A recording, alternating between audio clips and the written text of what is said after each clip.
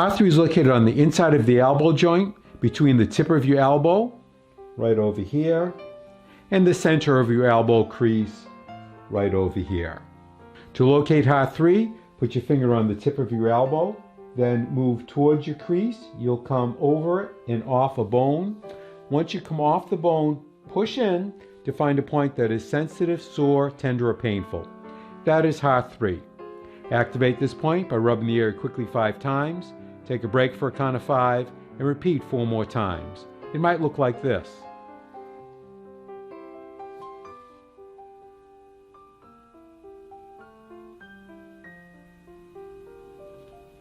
Or if you have a Tei Shin, it might look like this.